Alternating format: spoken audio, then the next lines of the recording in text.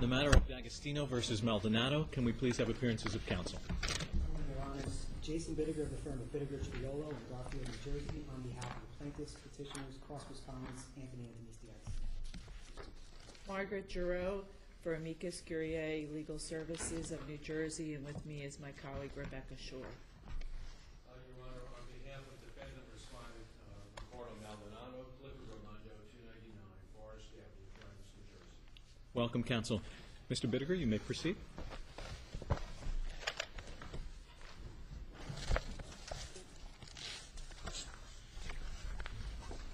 Good morning, Mr. Chief Justice and Associate Justices of the Court. Before I begin, I would just like to respectfully request that I be permitted to reserve a few minutes of my time for rebuttal if necessary. That's fine. Thank you. May it please the Court.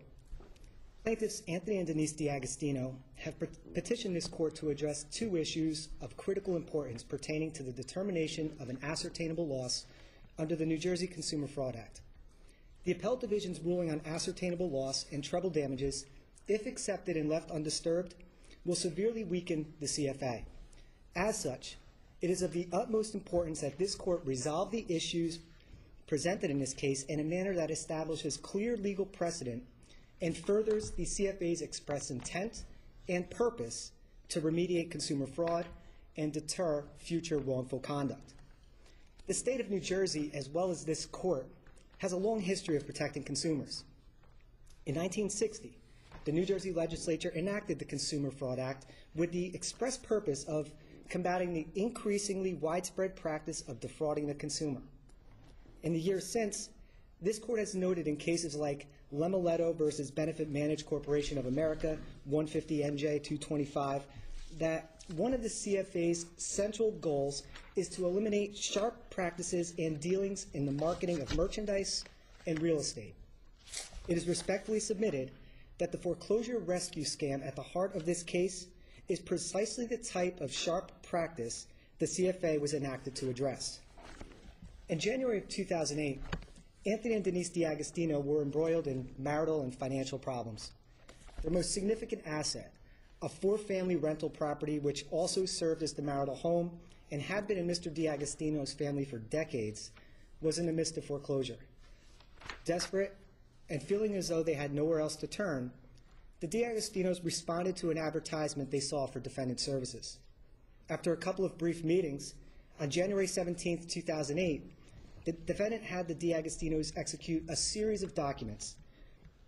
All the documents were self-prepared, and they included the following: a letter agreement acknowledging that the mortgage would stay in Denise D'Agostino's name, that defendant had no intention of assuming or paying off the mortgage, and defendant would be held harmless if the mortgage's due on sale clause was triggered.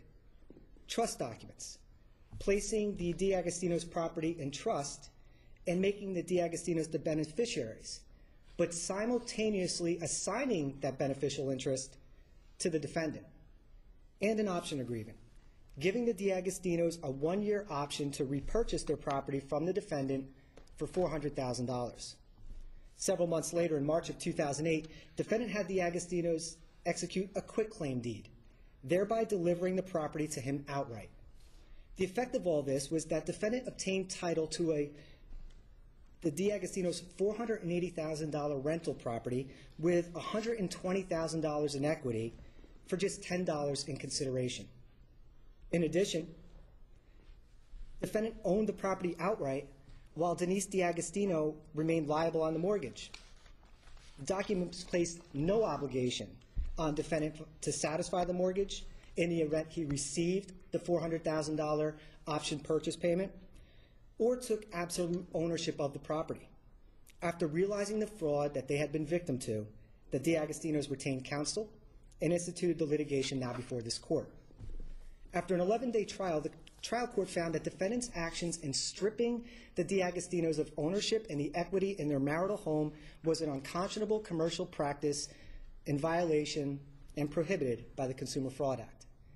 The trial court found that the documents defendant prepared to effectuate the transaction were inconsistent with each other and, if read literally, absolutely unconscionable.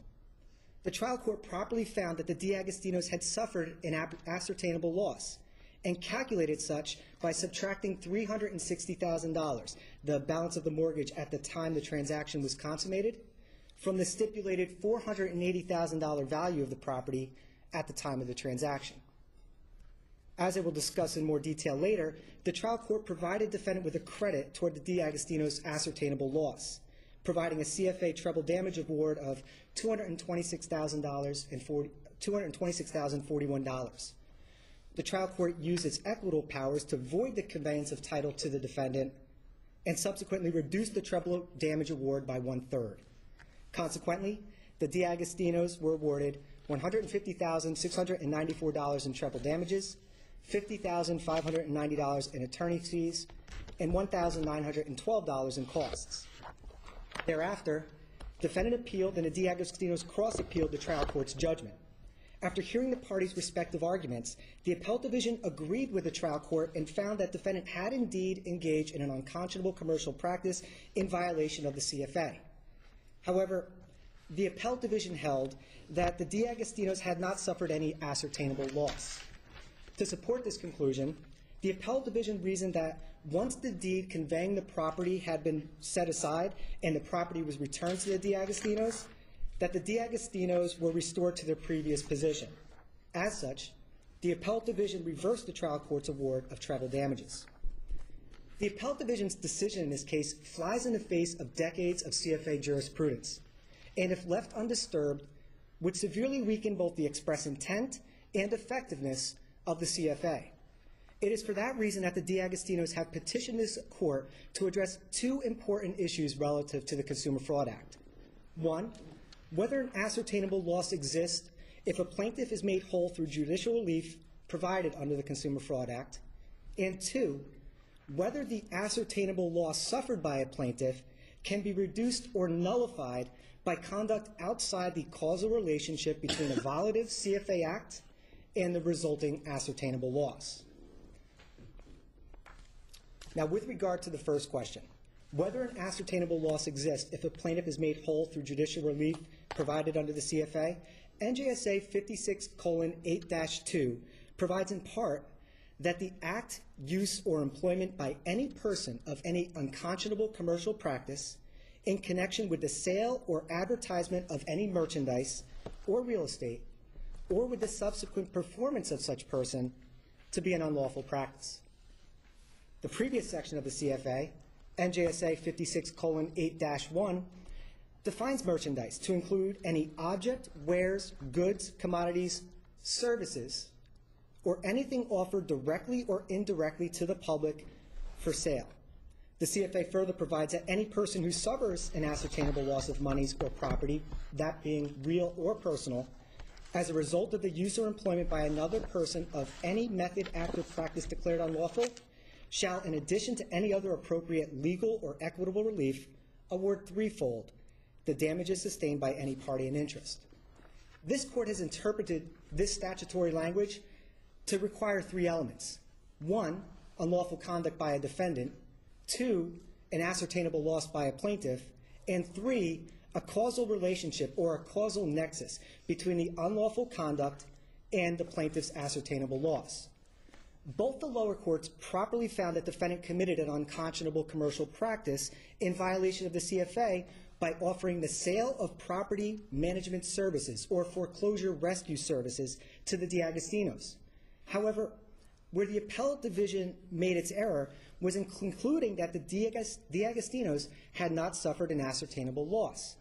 In reaching this holding, the appellate division improperly relied on the case of Romano v. Galaxy Toyota, 399 NJ Super 470. This court has analyzed the CFA's ascertainable loss requirement on numerous occasions. Since the term is not defined in the Consumer Fraud Act, this court has repeatedly looked to the clear objectives of the statute and further guidance. To that end, time and again, this court has approached its ascertainable loss analysis with an understanding that the CFA is remedial legislation that courts should construe liberally to accomplish its broad purpose of safeguarding the public. Okay, but I want to understand your argument for ascertainable loss. Your argument, I take it, is your client suffered an ascertainable loss when they signed the home over to the defendant. That is correct, Your Honor. And by doing so, they lost $120,000 in equity. Yes, Your Honor. As both the parties stipulated prior to trial, at the time of the transaction, the property had a fair market value of $480,000. The trial judge recognized that, and the parties proceeded throughout this litigation. So that's the time, from your perspective, that's the time at which a court must determine whether or not there's an ascertainable loss, rather than after it engages in some form of equitable relief. Precisely, Your Honor. We're actually looking at a snapshot of the time in which the unconscionable commercial practice was affected, which was January 17, 2008, the time that these documents where the defendant took ownership of the property. Now, but how do you explain the word sustained in the statute? The court shall award, I'm looking at subsection 19, the court shall award threefold the damages sustained by any person in interest. The word sustained suggests suffering the damages. Not momentarily, not for a week or 6 months, but suffering the damages.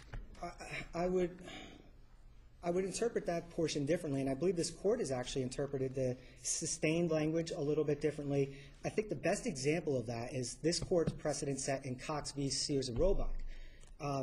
In Cox, the plaintiff actually, and I was going to get into this in just a moment, but the plaintiff actually never paid for what the court deemed to be his ascertainable loss for the repair of his kitchen.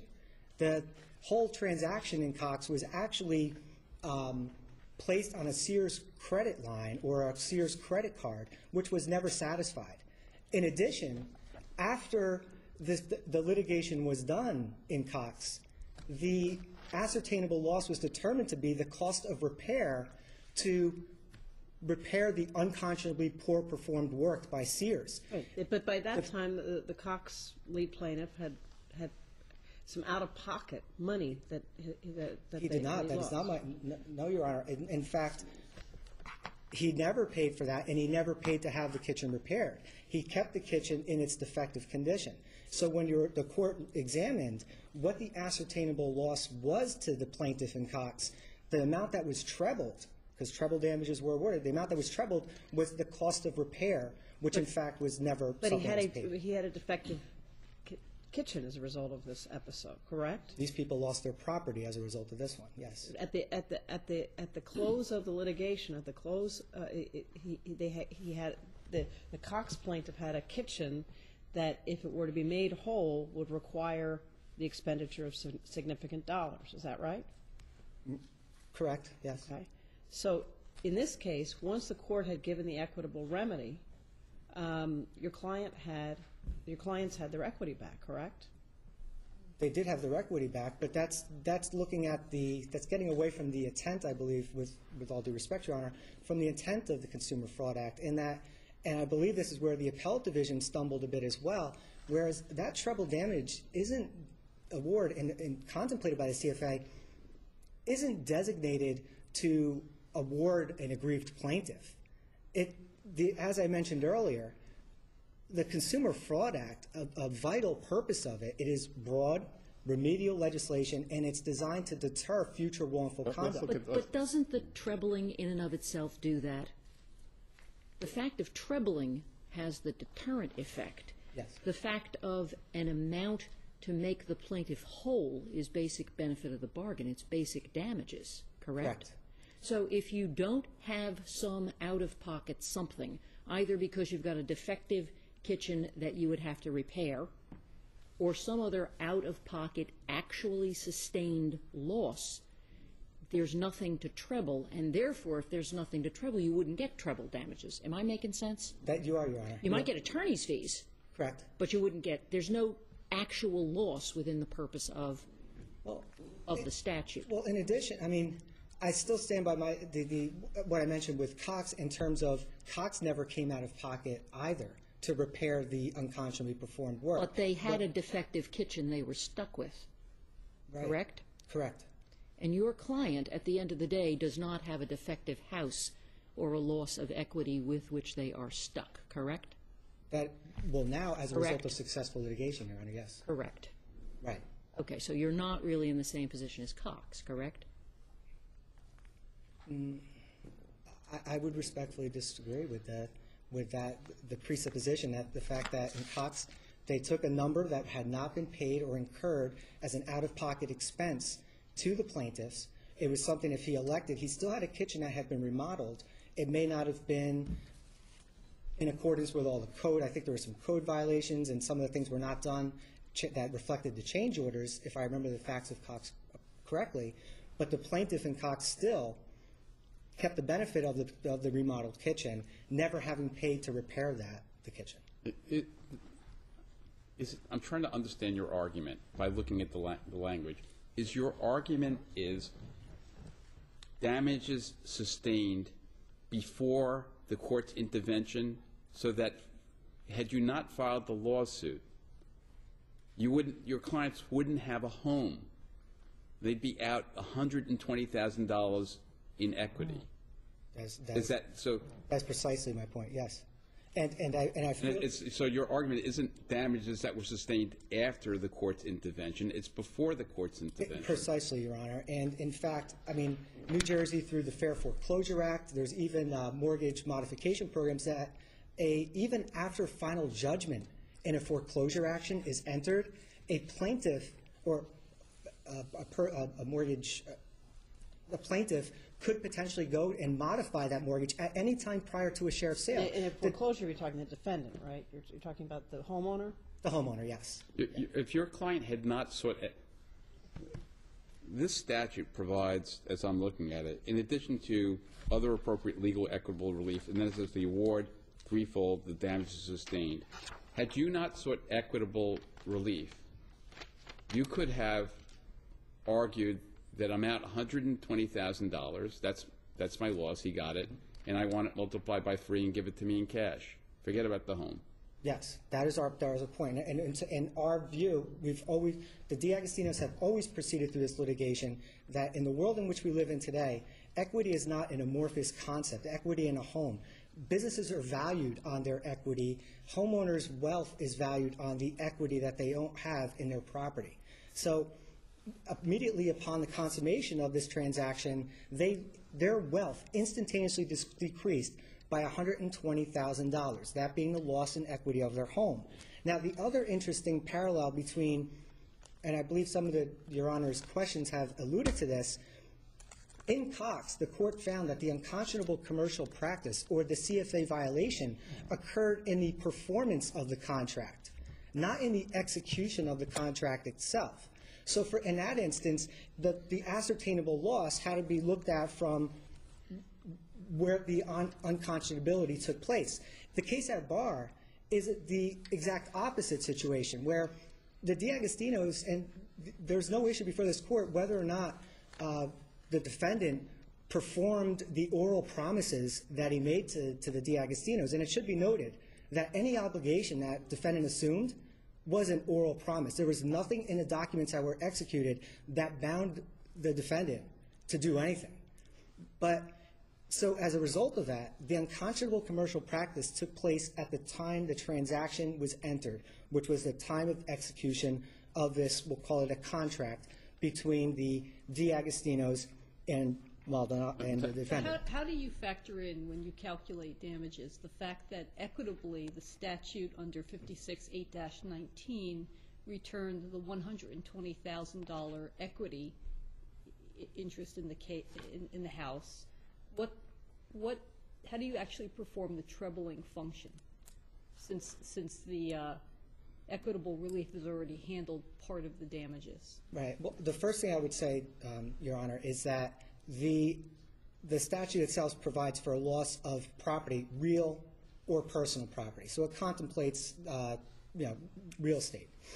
Secondarily, I think that the premise that I accept your argument that, for our colloquy, that I accept your argument that the unconscionable practice occurred when the property was turned over as a result of the document exchange.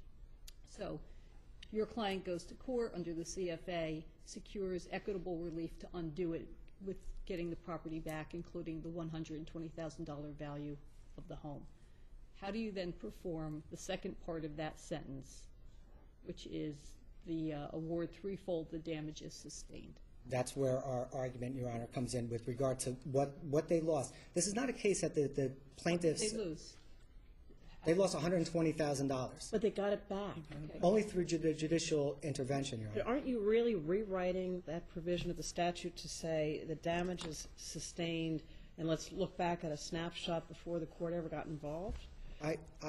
No, Your Honor. I actually think to do opposite of what I'm asking this court to do would be rewriting the statute, because what it would have, you would have a scenario where you would have differing results based upon the type of property that is involved in any given case. So come back to my question. You would treble the $120,000 and then minus the value of the house, the $120,000 that was already in the plaintiff's hands. Which I was going to get into at the end, but I will address it now, Your Honor. Our calculation of damages, and one of the things that we had petitioned this court to address, is how the trial court did their treble damage calculation. Plaintiff's position is that the treble damages were the ascertainable loss in the property, which is $120,000, trebling that amount to $360,000. And then backing out, the rescission would be backing out, essentially giving back the home, 1/3 of that. The treble damage award would then be $240,000 once the property is returned. Let's say, counsel, if I may, let's say that the real estate market is in a boom, and the equity that really was $120,000 when this started turned out to be $500,000. Would you be saying that they not only should get their the equity in the house back, which has a value of $500,000, but then should be essentially under your calculation, having, I guess, a multiple by 2 of what the original equity was, to the point where we're talking about an award of close to $1 million? No, Your Honor. I would not be arguing that. In fact, that just like the defendant's performance of his oral promises became after the unconscionable commercial practice and the CFA violation, the increase or decrease or any type of change of the fair market value of the property, if it did skyrocket, if there was a boom like Your Honor suggests, the plaintiffs would not be entitled to that either. That's why what the parties did was they procured and stipulated to the fair market value of the property as of January 2008, which is the time that the unconscionable commercial practice was committed. So you end up at $240,000. Do you make any adjustments beyond the $240,000 as you were telling us your version of damages? Well, and that would be our analysis. That would be it. No adjustment for the out-of-pocket expenses, in improvements, and so on. If this court was inclined to award defendant an offset for his improvements to the property and his out-of-pocket expenditures, it's the plaintiff's position that that amount should be taken off of the treble damage amount, because the argument is that just like the CFA requires a causal nexus between the ascertainable loss and the unconscionable commercial practice for a plaintiff, the same should hold true for the defendant. Well, let's May I ask one follow-up Yeah, go ahead. to this? How about the mortgage debt? If the mortgage debt had increased, would you be claiming that as damages? If it was subsequent to the unconscionable commercial practice, Your Honor? Yes. No. What I am arguing, and what the plaintiffs always are, is we're looking at the snapshot of time of when the unconscionable commercial practice took place. If instead of the property having $120,000, the mortgage debt was, up $100,000, you would ignore that? I wouldn't ignore it, but I think it would be a very difficult argument to sustain if you were talking about where the unconscionable practice in the CFA violation took place. Well, I'm going to basically piggyback on that question, because it goes to the way the trial court calculated the damages here. And tell me what is wrong with what the trial court did. There was $120,000 of equity, and the defendant puts in $40,000 of improvements. Okay. If the plaintiffs were to have put those improvements in, perhaps they would have gotten a mortgage, and that would have increased by $40,000. So what the trial court did was subtract the approximately $40,000 from the $120,000 and said it was $80,000, and did the trebling from there. What's wrong with that? And given that a certain level of discretion is vested in the trial court, how could you argue that that was an abuse of discretion, calculating the damages in that fashion?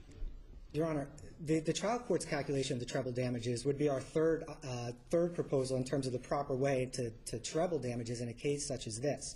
And when I provided our best case scenario 1, scenario 2, and then would you concede that what the trial court did in terms of calculating damages was at least one reasonable method of doing so? I would certainly concede that, Your Honor. Did the trial court account for the reduction in the mortgage debt of $40,000? No, Your Honor.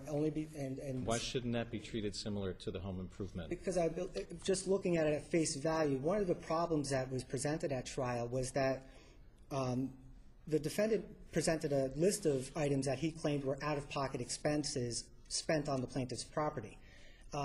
Some of his record keeping was, kind of cryptic, and it wasn't very accurate, partly because the defendant never thought he'd have to do an accounting. He believed that he owned the property outright. But I believe in the scenario that you suggest, Your Honor, it would actually be doubly awarding the defendant for his out-of-pocket expenditures. There's nothing in the record that indicates that some of that $44,653 went to the paydown of the mortgage. And so, in effect, you would then be doubling that amount by the reduction of the mortgage indebtedness subsequent. But at the very core, I maintain that we're looking at a snapshot of when the unconscionable commercial practice took place. Just clarify from the record what we know, and then your adversary can help us as well.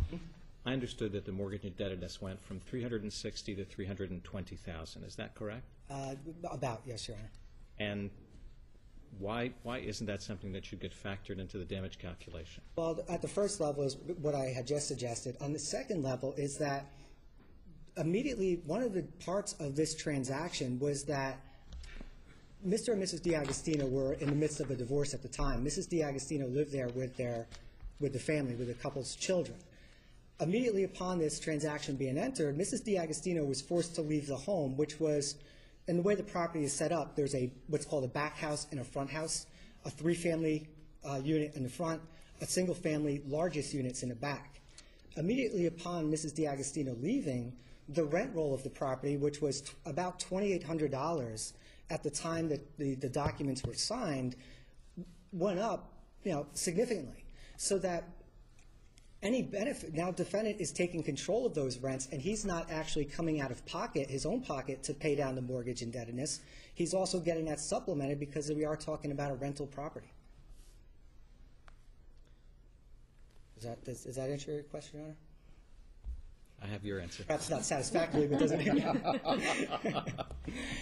Now, with regard to the second issue that the plaintiffs have asked this court to address, whether the ascertainable loss suffered by the CFA victim can be reduced or nullified by conduct outside the causal relationship between a violative CFA act and the resulting ascertainable loss, I don't want to belabor the point because in responding to Your Honor's questions, I know that I touched upon a lot of this, but I don't want to entirely ignore where this case differs from Romano, which, quite frankly, is where the appellate division flatly just put its reliance and moved forward in reaching its decision. Before I get into Romano, I just want to take language that this court has said in the past, is that the purpose of the CFA's remedies is not only to make the victim whole, but to also punish the wrongdoer and deter others from engaging in similar fraudulent practices. That language comes directly from this court's opinion in Gonzalez v. Wilshire Credit Corp., which was a 2011 case, and it was also something that the court reiterated from the aforementioned First and the Cox case, which I talked about before as well. Now, in Romano, which was a case which involved the rollback of a used vehicle's odometer, evidence was presented at the trial of the vehicle's purchase price as well as the value of plaintiff's reasonable use from the time of purchase to the time of trial. The trial court found that the transaction should have been rescinded under the Uniform Commercial Code, and they also minused out the value of plaintiff's reasonable use. However, what's important to note in Romano was that the trial court found that the plaintiff failed to prove an ascertainable loss and denied plaintiff's request for treble damages, because the proper measure of an ascertainable loss in an odometer rollback case was the value of the vehicle promised versus the value of the vehicle actually received. In Romano, the plaintiff, for whatever reasons, whether it was litigation strategy or whatever the case may have been, did not put a value on what the value of the vehicle that was purchased with 26,000 more miles on it would have been. And so the court had no basis to determine what plaintiff's ascertainable loss was. Now, where the appellate division in this court, I believe, may have been confused, and what we represent is dicta insofar as the Romano decision, what it stands for. The Romano court said, plaintiff's election to seek rescission under the UCC allows recovery of the purchase price of the vehicle, less a credit for plaintiff's reasonable use. And as observed by the trial judge, this relief restores plaintiff to the economic position she had prior to the purchase so that she experienced neither loss nor gain as a result of the transaction. The court went on to say that once the plaintiff was restored to her original position, she suffered no loss. Why is that dicta in Romano? Because at no other point, Your Honor, respectfully, does the court enter into any other ascertainable loss analysis. But isn't that central to the holding of Romano? No, Your Honor, it wasn't. It was that in this case, the UCC rescission remedy provided a better outcome or more relief to the plaintiff. And the plaintiff, because I would submit that any plaintiff, as I mentioned, among the three factors, was the ascertainable loss, that you had to show that there was... I need you to go back to the question, why is that not central to the holding in the case? Because the court in Romano, in my reading of the court's opinion, did not determine the outcome of that case, and that language was not determinative as to the ultimate holding of the court in terms of the relief that was granted to the plaintiff. Let me see if I understand your position. Tell me if I'm... In any treble damages case, the first third is to make the plaintiff whole. The other two-thirds is to punish the defendant. Mm-hmm. In this case, your argument is the rescission, which gave back the home to your clients, was the one-third to make them whole, and the other damages was the punishing part of the treble damages, the two-thirds. Is that your argument? I could not say it any better myself, Your Honor. No, that's exactly our argument, and I believe one of the amicus briefs that was filed, I think, did actually broke it out in looking at the first level of damages, the second, and the third, and what the purpose in terms of being consistent with the Consumer Fraud Act is all about. Now, unfortunately, following Romano and voiding and equitably rescinding the transaction causing a loss does not return the consumer to their original pre-fraud condition. To reason otherwise, like the appellate division did in this case, ignores the lost benefits of property ownership, such as lost rents and equity in the home. The appellate division's holding also ignores I'm going to stop you right there, though. There was no lost equity here, right? They lost their property, which had $120,000 in back. equity. Only through, as Justice Albin had previously elucidated, only because they were successful at the trial level. And, Your Honor, as I alluded to earlier, and I'll touch upon it again. You were just arguing that there's a loss of benefit of property, including a loss of equity, loss of the use. Right. Your clients didn't sustain those losses because the court intervened. Not because the court intervened, but because they showed an unconscionable commercial practice in a CFA violation upon the entry of Characterize it judgment. any way you want. There was a court proceeding, there was a claim under the CFA, and the losses that you're talking about in terms of the value of property ownership did not, in the end, happen to your client. Well, Your Honor, if the CFA contemplated just the one level of damages, compensatory damages, to make a victim whole, that would certainly be the case. This is not a breach of contract case. But even if this wasn't a real estate case, if a victim were made whole, then arguably you'd never get to the other part. Whether it's a real estate case or a merchandise case or a service case, if a court intervenes and orders restitution to make the person whole, Right. I guess the question is, do you get to the other two-thirds part? No, and that's the problem with the appellate division's holding here. And The argument is yes, you do. That's what the statute says. You just elucidated it. Thank you. The thing is exactly what Your Honor has just alluded to, is the fact that this creates this. If this is going to be the analysis, if you're talking about the loss to a plaintiff or an aggrieved party under the CFA, if the property that is lost is able to be returned, and the party is successful at the time of trial, then at the time of appeal, they never would have suffered an ascertainable loss. And one of the big problems, Your Honor, going back to the question that you had asked before, is that what would happen if the DeAgostinos had not been successful at the trial level? And they still didn't regain, the trial court did not rescind the transaction and did not order the property to be returned to them. Then at the time of the appellate division holding, by the reasoning that you suggest, they would deem to have still suffered an ascertainable loss because they were out the property with a stipulated equitable value of $120,000 and then trebling those damages.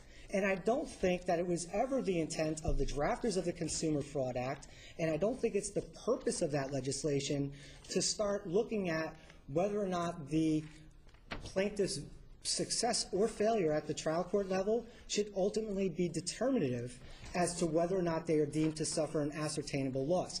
The only way that the trial court was able to set aside this conveyance of property was by finding that the defendant had committed an unconscionable commercial practice. The plaintiffs alleged various causes of action, all right, and they didn't meet their evidentiary standard. But both the trial court and appellate division found that what the defendant did here was an unconscionable commercial practice, and it was only through that finding of successfully litigating the case to that point that the parties, now the DeAgostinos, had been made whole. And having suffered an ascertainable loss, the CFA, with no discretion at all, it is mandatory that the ascertainable loss be trebled. I think we have your position. We'll have you back up on rebuttal. Thank you. Mr. Giroux?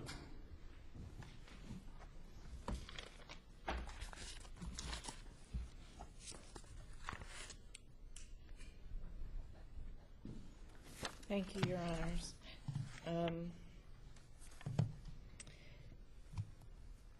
Legal Services requested to be participated here as amicus curiae for expressly to protect the principle that we've just been talking about. That is, that when an unconscionable practice violative of the Consumer Fraud Act is proven, and the ascertainable loss measured at trial, in this case by $120,000 in equity in the home, that whether the court chooses to compensate the victim of that unconscionable practice by equitable relief or money damages is irrelevant.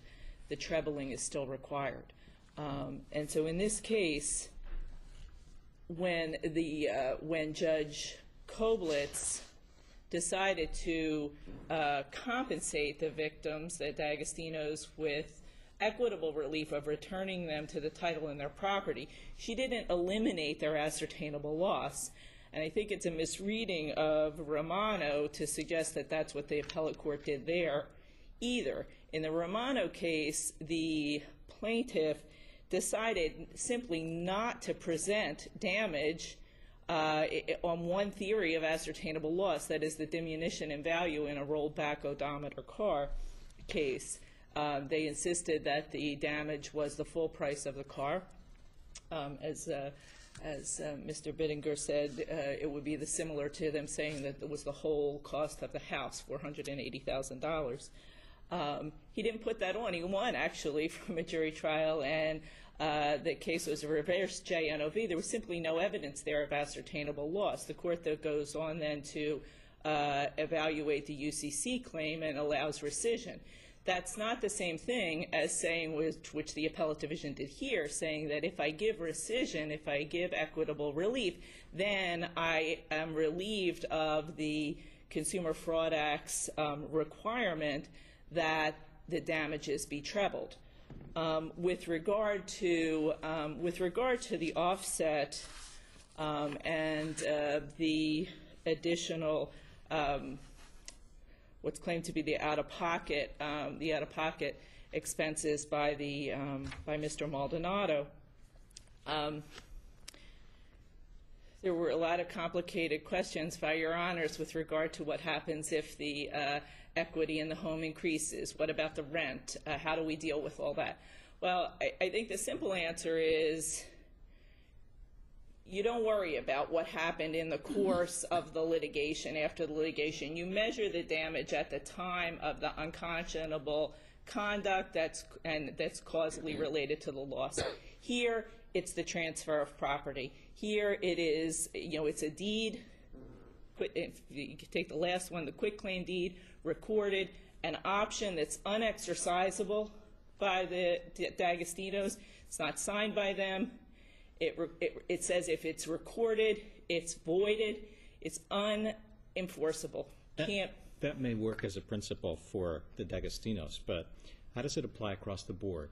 Take these facts and change one, that the equity was $10,000 and not $120,000 at the end of the transaction. Treble the $10,000? Yes. You get a $30,000 damage award? Yes. What if the mortgage indebtedness over that period of time had increased by $100,000? You would ignore that and take the 30?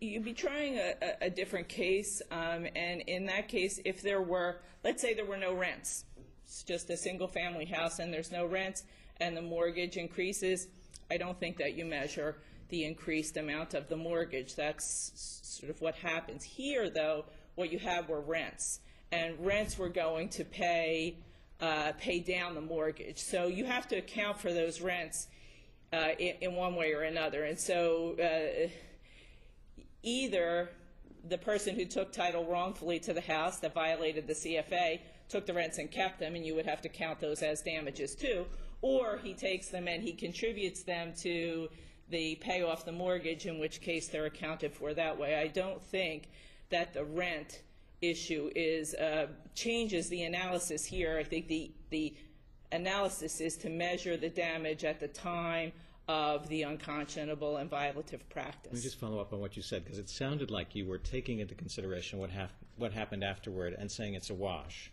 The rents and the mortgage cancel one another out, but you're nonetheless considering it. Take a look at the $44,000 in out-of-pocket expenses. How would you factor that in, if at all? Well, Judge, I wouldn't factor it in is our first position.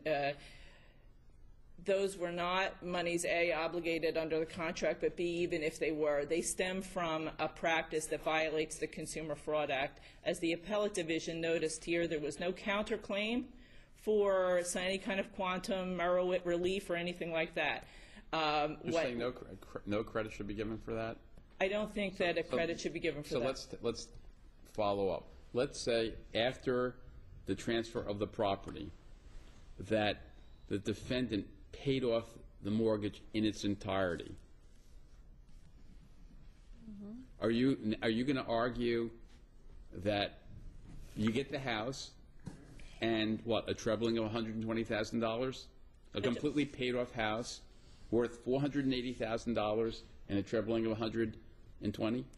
I think that is a circumstance that the trial court would take into account in determining whether to award equitable relief or to award money damages. That is something that rests in the discretion of the court. Isn't that exactly what Judge Koplitz did? She looked at the fair market value of the house. She looked at the mortgage. She looked at the improvements and monies that were put in by the defendant, and she subtracted from the 120 an amount, and she did the trebling from there. What's wrong with that? Your Honor, what's wrong with that is that it reduces the statutory damages in a way that's not contemplated by the Consumer Fraud Act itself.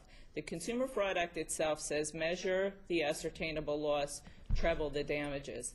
What that does is it reduces the loss in a way that wasn't present at the time of the violative act.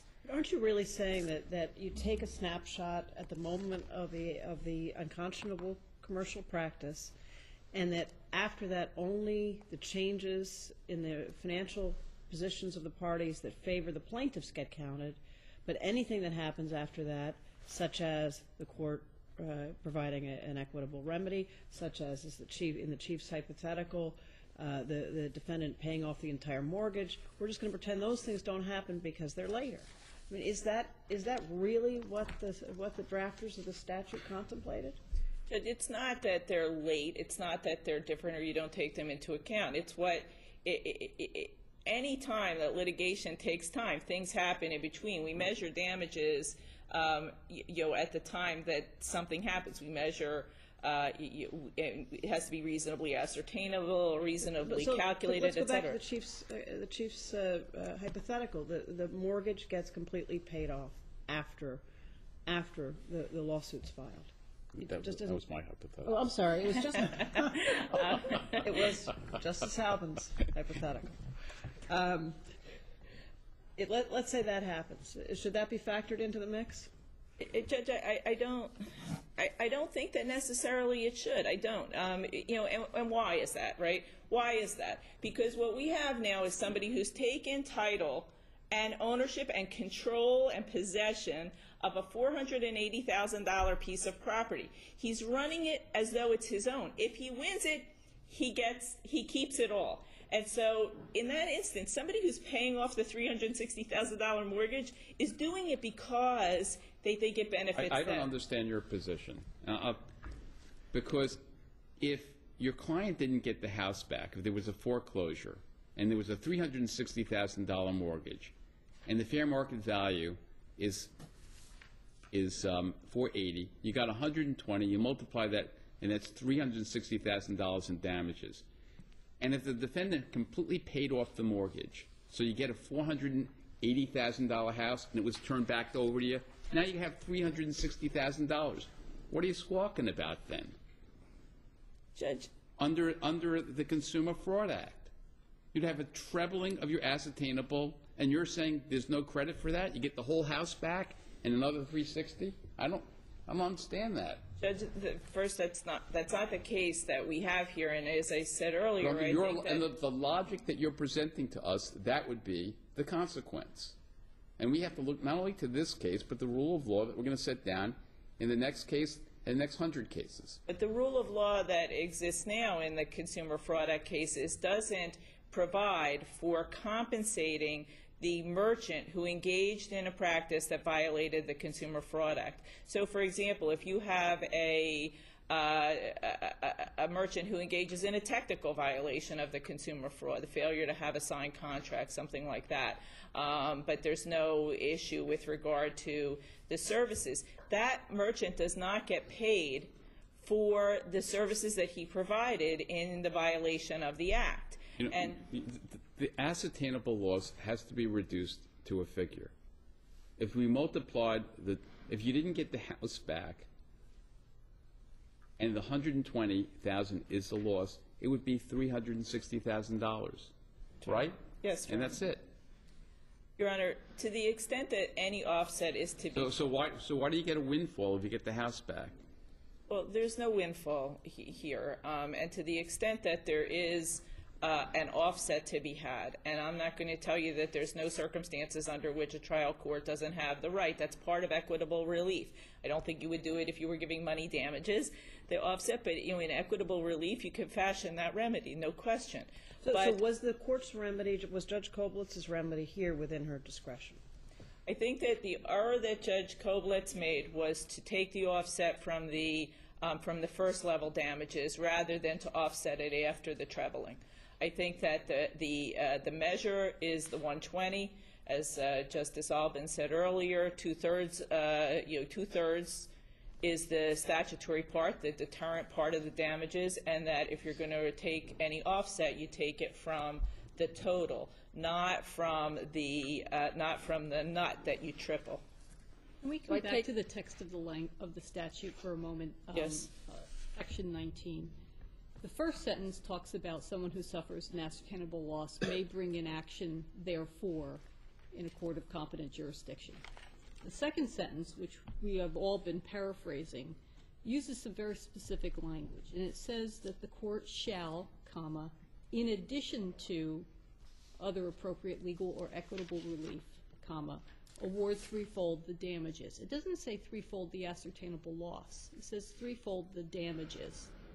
And it says that in the context of saying in addition to equitable relief. How do you make sense of those two clauses within that sentence? Thank you, Your Honor.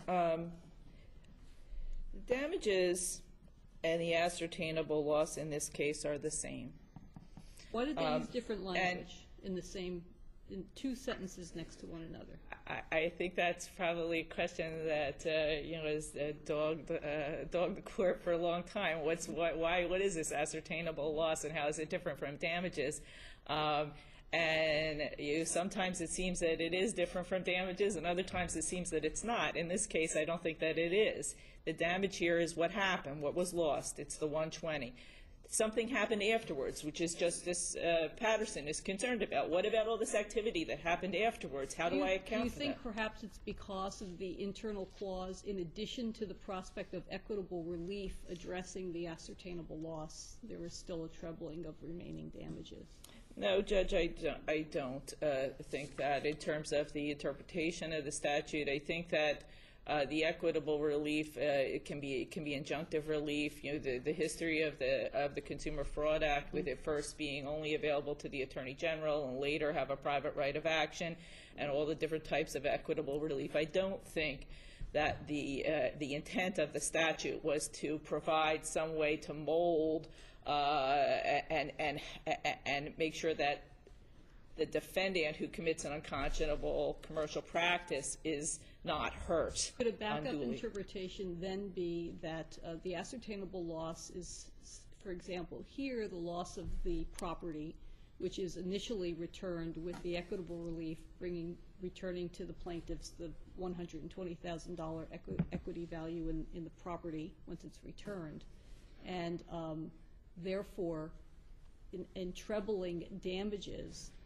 the damages that are still left to defendant must account before the trebling takes place. Any additional benefit that occurred as a result of the defendant's actions of proving the property. You understand what I'm saying? I understand what you're saying is what Koblitz before you treble.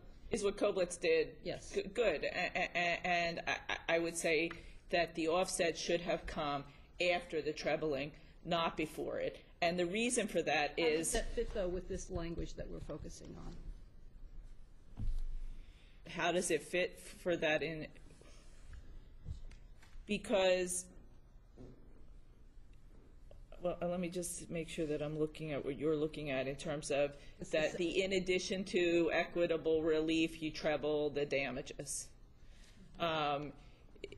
Because the offset... what we're talking about simply here is whether an offset comes before the damages are trebled or after the damages are trebled.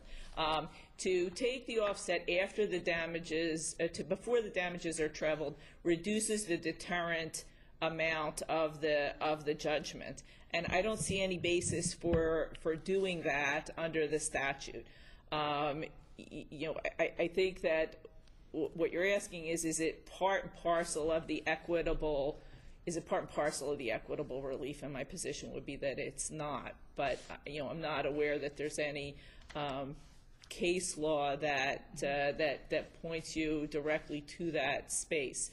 Cox versus Sears talks about an improper debt being a type of ascertainable loss, and that's really what this is. When you transfer property and you change the ownership, it's like an equitable mortgage. It is an improper debt, but there was no set-off, no set-off issue in that case. Mr. Rowe, is there anything you'd like to add to your argument? No, thank you. Thank you. Mr. Raimondo.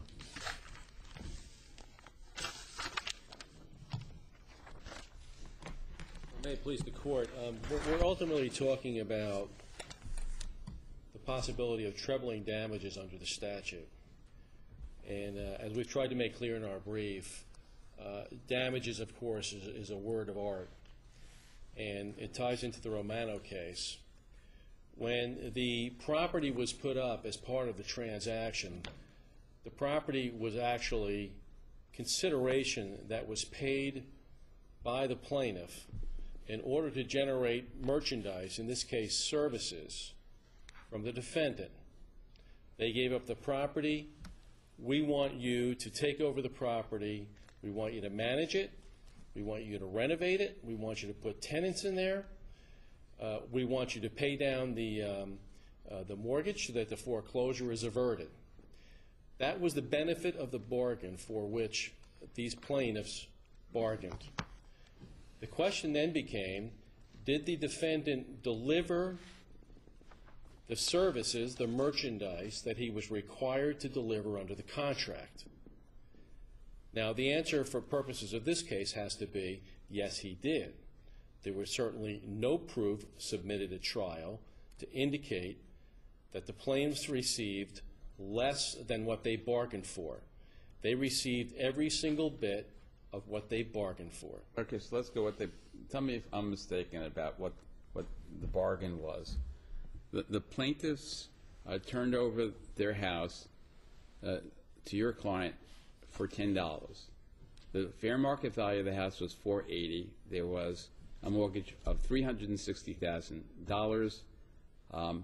You stuck the plaintiffs with the $360,000 mortgage while you had the house, and then you told them, I'll give you back the property if you give me $400,000, while they still had the mortgage of $360,000. So under that particular, the way this was structured, and you'll tell me if I'm mistaken, your client could have taken $400,000, walked away, said goodbye, you know, now you've got your I'll give you back your property with your $360,000 mortgage.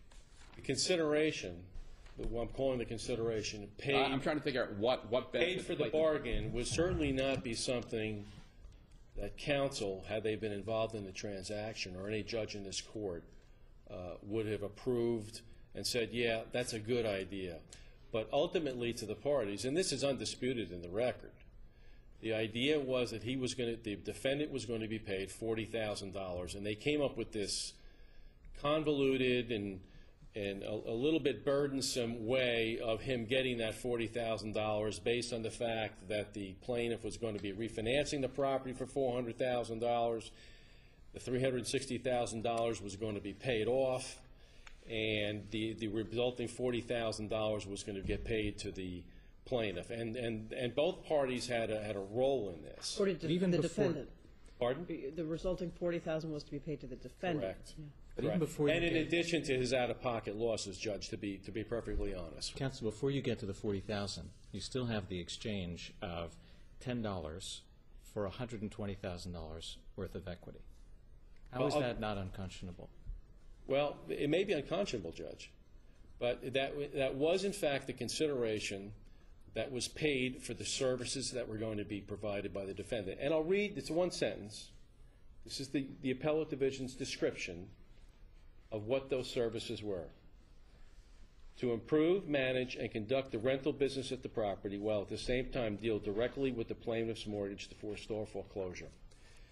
It was a major undertaking, renovating apartments, evicting tenants, obtaining new tenants, and taking care of going down to the local town where tickets had been issued for garbage problems out the front that were caused by the original plaintiffs.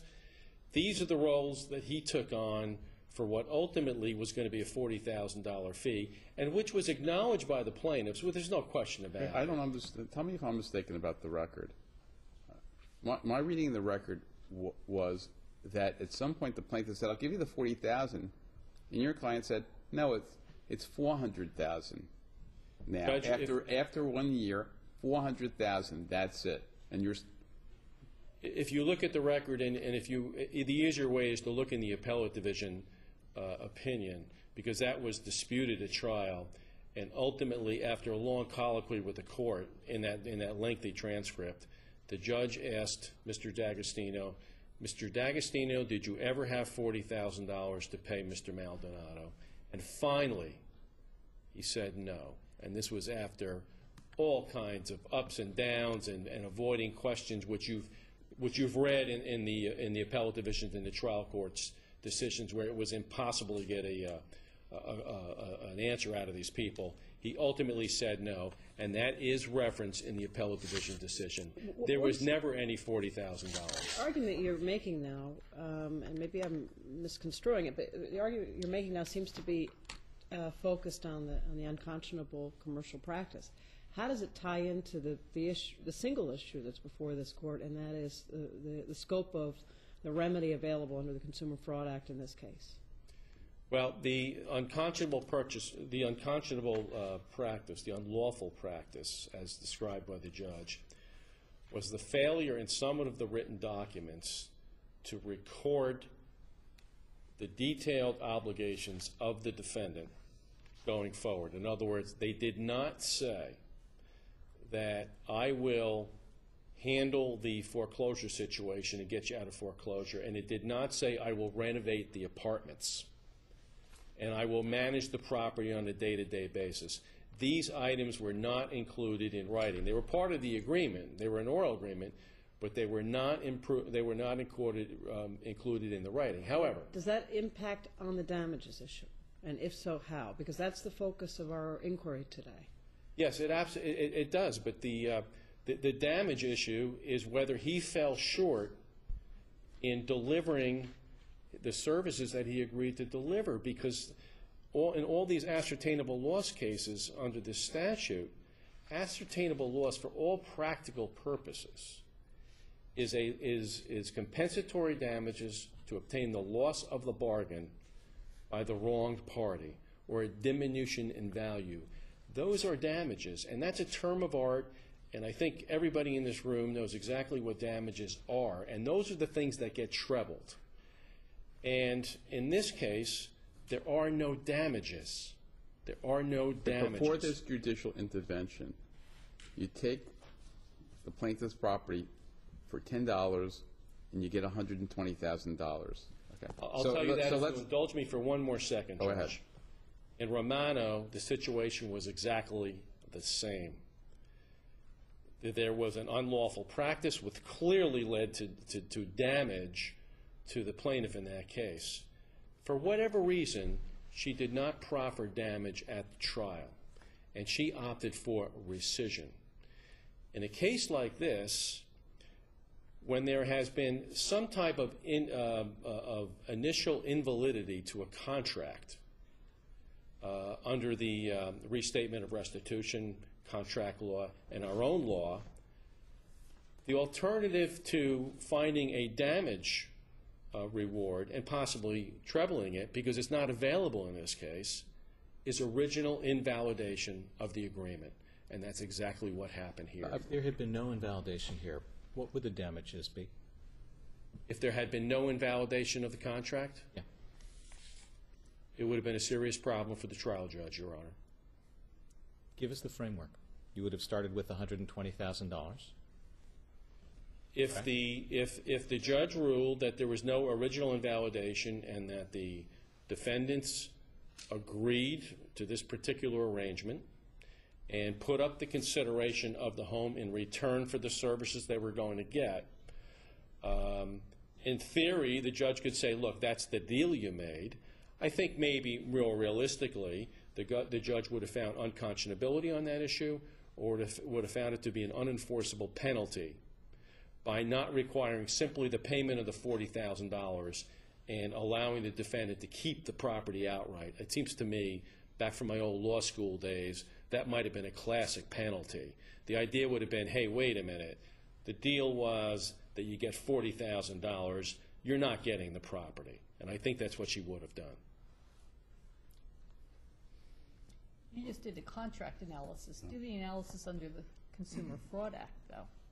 And I think for purposes of the question, you should assume that the court finds liability.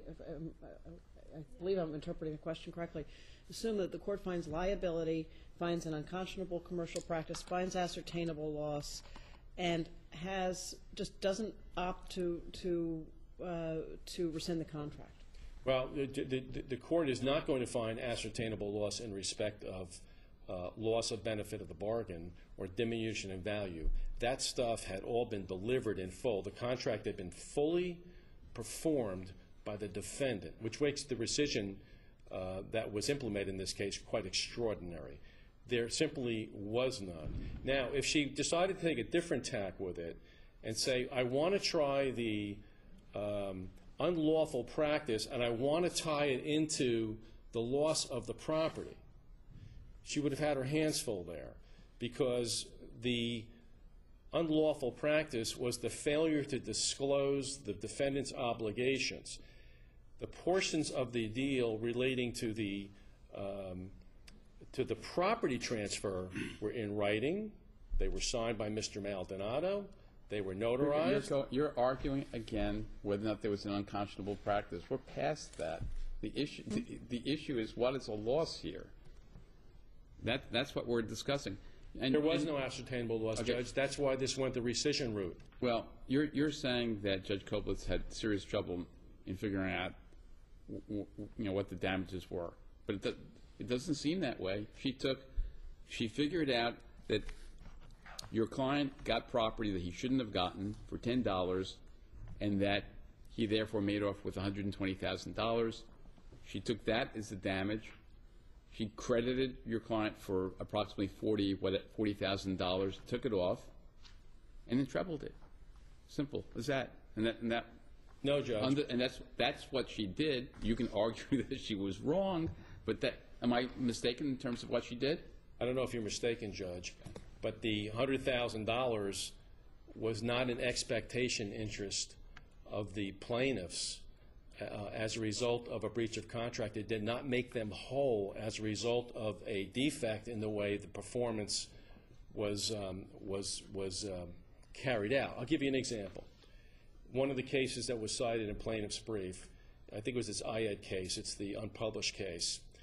The bank refuses to acknowledge that it has taken a deposit from a depositor, and the depositor demands it. Ultimately, it's determined that in fact, the deposit has to be returned with interest. In that case, the deposit is the focal point of the contract, and the failure of the defendant to give it back to the plaintiff is a failure to give the plaintiff the benefit of the bargain. In that case, a deposit or consideration paid in connection with a contract is in fact an element of damages. But when a payment of consideration is made for a contract which is ultimately carried out, there is no expectation of getting the deposit back. If there was overreaching in an overpayment of the purchase price or a deposit that should not have been made, that has nothing to do with expectation interest suffered by the person who made the payment. The question really is there unconscionability there which will unravel it, penalty provisions which will unravel it, and in fact, in this case, that's exactly what Judge Koblitz did. There were no contract damages proven because the contract had been carried out. In fact, the plaintiffs had done virtually nothing. The defendant had carried out his work over a full year. So what she wound up doing was rescinding an entirely performed contract which had tremendous benefits for these plaintiffs. And I think I've indicated in my briefs. They received back, even though there were no damages, they received back the original property. The property's debt service had been reduced by, I think, $40,000 or more. It had been brought current. The foreclosure proceeding had been dismissed. $45,000 of the defendant's own money had been placed in the house. He had managed the property for 2 years. These people never said a word while he collected rents and made payments to their lender. They never said a word. Why don't you assume that there wasn't court intervention? Then tell me where the plaintiffs would have been.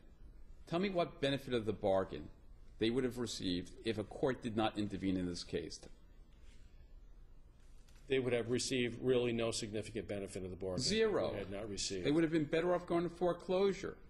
No, Your Honor, they got rescission and they got a property that was worth. Forget about the court. Forget about the court's intercession as a result of the filing of the Consumer Fraud Act. Had they gone to foreclosure, they may have at least have gotten some of the equity on their property. By hooking up with your clients, they wound up with $10. Well, right? That's I have serious doubts. before the court got involved. You can't say that the court came to your rescue. No, the court came to the rescue of the plaintiffs. Well, I would suggest that if they went to foreclosure, they would have received 10 cents. I mean, that's going on throughout the entire state. I have not heard of too many.